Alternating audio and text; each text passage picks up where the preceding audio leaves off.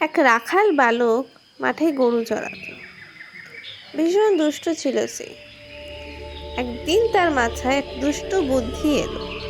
বাঁচাও বাঁচাও, আমার ভেড়ার পালে বাঘে হামলা করেছে বলে চিৎকার করতে লাগলো সে। সেই চিৎকার শুনে গ্রামবাসীরা সব লাঠি সোঁটা নিয়ে হাজির। কিন্তু বাঘ কই? সবাই বুঝলো রাখাল মজা করার জন্য এসব কাজ করছে।